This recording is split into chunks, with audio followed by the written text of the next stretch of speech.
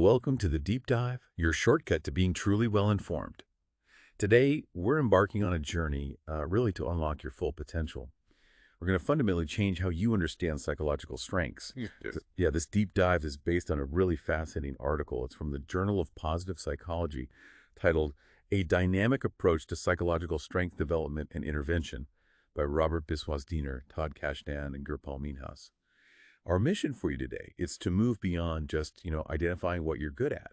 We want to get you to a more dynamic, truly impactful approach that can, transform how you operate in the world. So get ready to gain knowledge quickly, explore multiple perspectives, and hopefully hit some serious aha moments.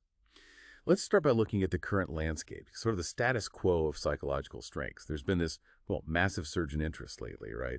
Especially within positive psychology. The whole idea of identifying and using your personal strengths is just incredibly appealing. And we've seen a real boom. Lots of books, both scholarly and popular on the subject. Oh, absolutely, and for good reason. The research, it's pretty clear now. Focusing on strengths isn't just a feel-good thing. It actually drives tangible results, like across the board. You see it in therapy, helping clients feel more capable, reducing symptoms.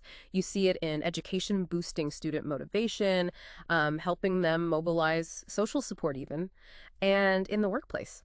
Studies are showing strengths linked to greater job satisfaction, definitely increased engagement, performance jumps. I mean, sometimes over 30%. Wow, 30%. Yeah, and some companies have even seen employee turnover actually fall when people get to use their strengths regularly. On an individual level, too, there's a direct impact.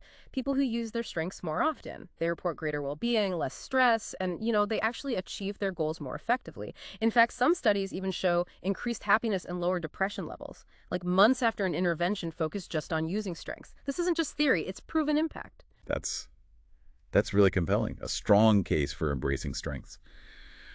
But, okay, if the benefits are so clear, why aren't we all just perfectly leveraging them every single day? The article seems to hint there's a surprising gap here. It suggests many practitioners are still relying on, an ad hoc approach? Kind of making it up as they go along. You've hit on a really critical point. Yeah, the most common method, and the authors found this in an informal survey of therapists and coaches, is what they call the identify and use approach. This is probably familiar to some listeners. You might take a formal assessment, maybe the VIA or Strengths Finder, get your list of strengths labeled, and then you discuss, okay, how can you use these strengths for success? It's interesting, about a third of the practitioners they surveyed said they use this approach really early on, often within the first few sessions. It helps set a positive tone, Makes sense. And the appeal is obvious. It helps uncover these parts of yourself you might overlook. Plus, initial studies do back up the basic idea. Think about it. Only about a third of people can even accurately identify their own strengths. And get this, only 17% say they use them most of the time, each day. Only 17%, that's low. Right. So even just the act of identifying them can bring benefits, like that boost in happiness we were just talking about. Okay, so here's the question, though. If just identifying and using strengths already shows these clear benefits, why rock the boat? Why do we need to pivot or change how we think about them? What's missing? That's the million-dollar question, really. The article introduces this strengths development approach as a more, let's say, nuanced, theoretically driven alternative. The core difference is this.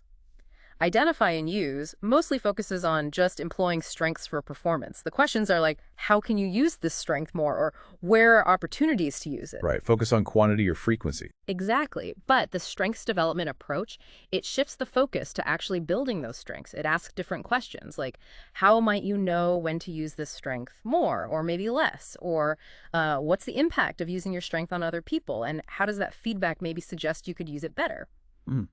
Essentially, identify and use kind of assumes you've already got the competency.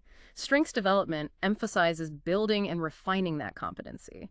It's a subtle but crucial shift. Okay, let's dive deeper into that distinction then. It seems like a core difference between these two approaches, identify and use, versus strengths development, boils down to how strengths themselves are actually understood. Like, are they fixed parts of who we are, almost like personality traits, set in stone? Or can we actually cultivate them, change them? Yeah, that's fundamental. Traditionally, a lot of the common academic definitions, they have been rooted in classic trait personality theory. So strengths get defined as, an inherent capacity for feeling, thinking, behaving for optimal functioning. Or maybe a combination of talents, knowledge, skills, or even psychological qualities that define morally valued virtues, like in the VIA framework. And major voices in the field, people like Lindley, Buckingham, Clifton, they've suggested an evolutionary or genetic aspect, kind of implying they're somewhat pre-wired. Okay. And there's research to back that up to some extent. Twin studies have shown a genetic contribution to character strengths, and we see correlations between strength and well-known personality frameworks like the Big Five factors: openness, conscientiousness, etc. So if there's a genetic component, I mean, how much can they really change then? It feels like maybe we're hitting a ceiling there. That brings up a really crucial point, because while it's true that personality traits show what we call longitudinal stability, meaning if you're high on a trait now, you're likely to be high on it later, cross-situational consistency, which is how consistently a strength shows up across different situations, that's actually much more complex. Modern personality science, it takes a more dynamic within-person approach. It argues that variability in behavior across situations, that's not just noise to ignore, it's actually part of your personality. Interesting. Think about courage, for example. It's not just this general trait you possess all the time, right? It emerges in specific situations, like standing up for others. And whether it shows up depends on factors like, are you alone or in a crowd? What are your beliefs? Maybe you feel uncomfortable being the center of attention, which could inhibit it. So just describing someone as a courageous person, that classifies them, sure, but a dynamic view, that reveals way more opportunities for targeted growth and intervention. Yeah, that makes sense. And even Peterson and Seligman, who are huge figures in positive psychology, they acknowledge that strengths are, quote, stable in general, but also shaped by the individual setting and thus capable of change. But what kind of change are we actually talking about here? Does it just mean we get better at what we already do, or is it something more fundamental than that? It's important to clarify. Change could mean becoming even better. That's proficiency. Or it could mean using the strength more. That's frequency.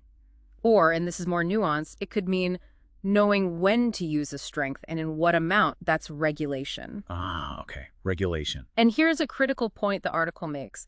Viewing strengths as purely fixed traits, that can have significant downsides. If you believe your strengths are unchangeable, you might not invest the effort in developing them further or finding new ways to use them.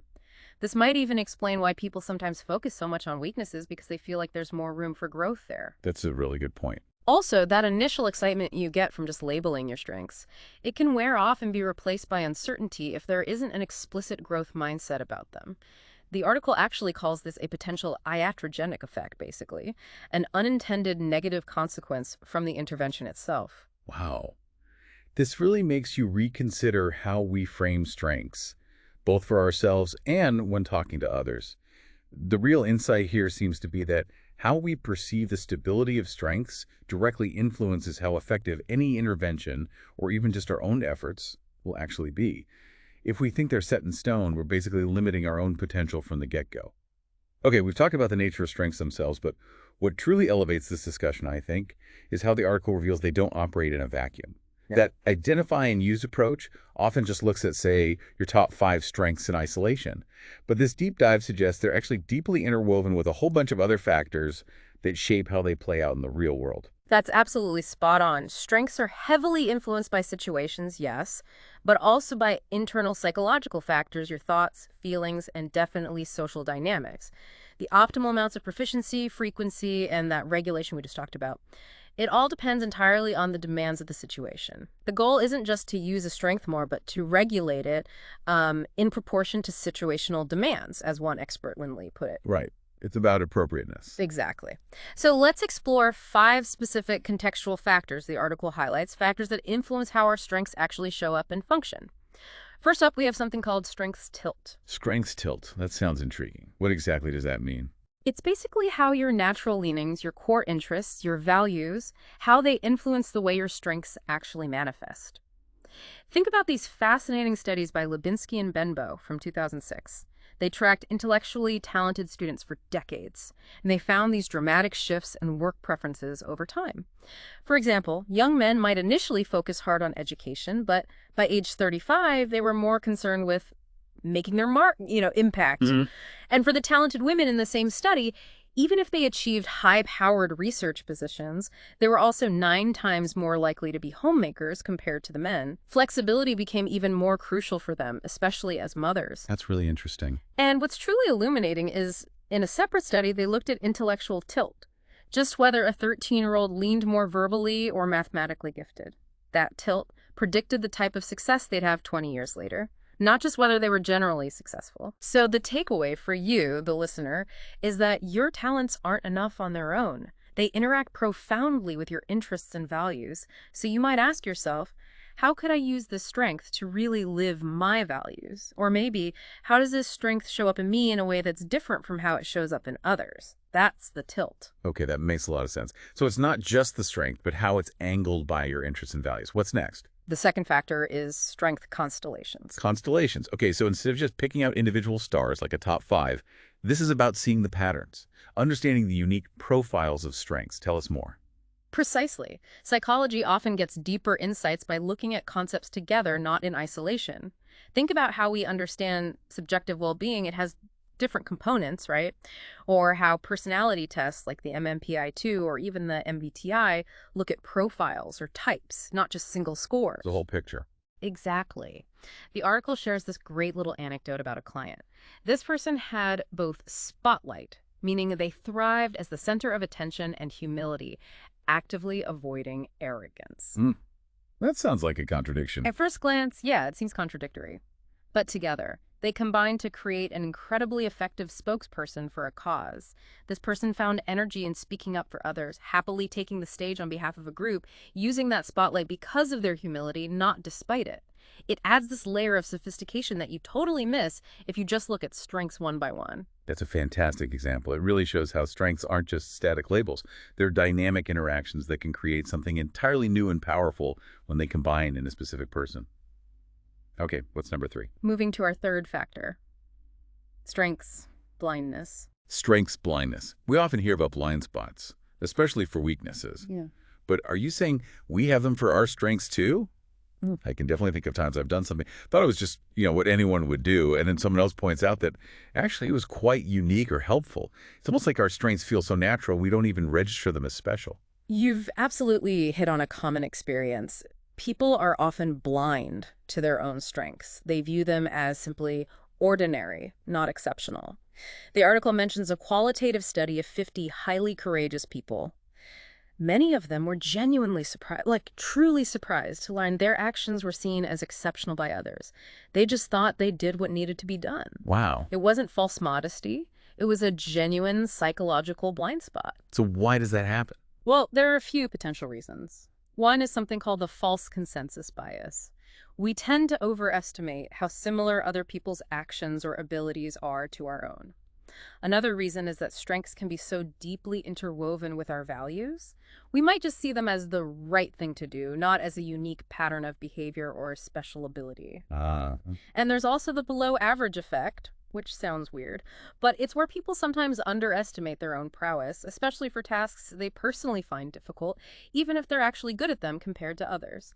What's particularly interesting here, and useful perhaps for coaches or therapists, is knowing where strength blindness tends to be more common. For example, it seems more prevalent for strengths like kindness, curiosity, and bravery, maybe compared to things like humor or spirituality, which people might be more aware of. Knowing that could help tailor interventions more effectively. That's fascinating. Okay, so we have tilt, constellations, blindness.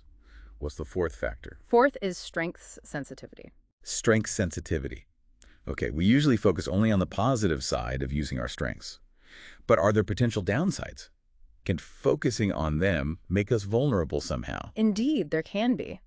While a strengths approach can definitely boost confidence, which is great, it might also make people a bit more psychologically vulnerable, specifically to failure or setbacks in those areas. How so? Well, think about it. If failure occurs in an area where you perceive you have a strength, you might be excessively hard on yourself. It hits harder, potentially. Research actually backs this up. Studies show that people's reactions to feedback are generally larger for personality feedback than for, say, intellectual feedback.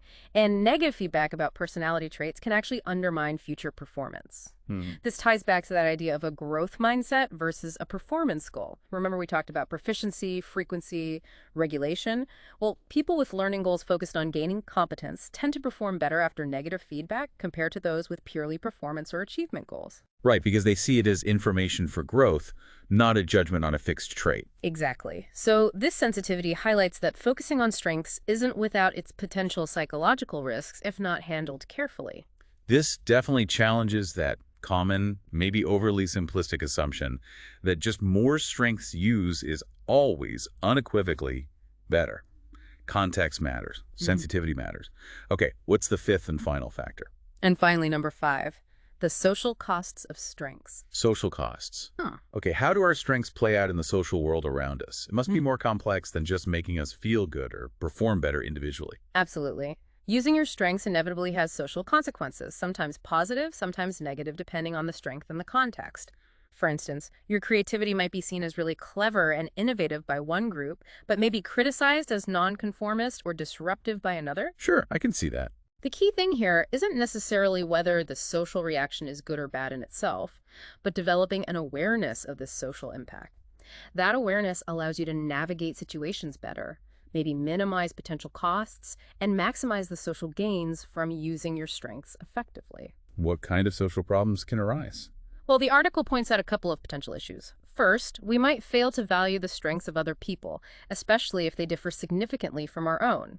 This can stem from things like in-group favoritism. Someone who maybe isn't naturally very forgiving might interpret highly forgiving behaviors in others as a sign of weakness rather than a different kind of strength. Right, judging others by our own yardstick. Exactly. Second, there are egocentric biases. We often overestimate our own strengths and contributions while underestimating those of others. The article highlights that these biases seem particularly strong in areas where we feel competent. This obviously can lead to friction, discord in relationships or on teams. So taking an outside-in view, actively considering how others perceive your strengths and their impact, can really enhance your self-knowledge and improve how you function socially. Okay, wow. So after exploring all these layers, shifting from identify and use to development, thinking about strengths as malleable, and now considering all these contextual factors like tilt, constellations, blindness, sensitivity, and social costs, what's the fundamental shift in mindset or approach you'd recommend? What does this all mean for you, the listener, trying to truly develop your strengths? That really is the core of it, isn't it? This deep dive into the strengths development approach offers several, I think, really practical guiding principles for anyone listening. First, situational awareness is absolutely key. The situation dictates which strengths are needed and, crucially, to what degree. Real competency comes from understanding those situational factors and applying your strengths wisely, flexibly in response. Okay, adaptability. Precisely. Second, consciously cultivate a growth mindset about your strengths. Your belief about whether they're fixed or can be developed. It profoundly impacts your success. Seeing them as malleable opens up huge potential.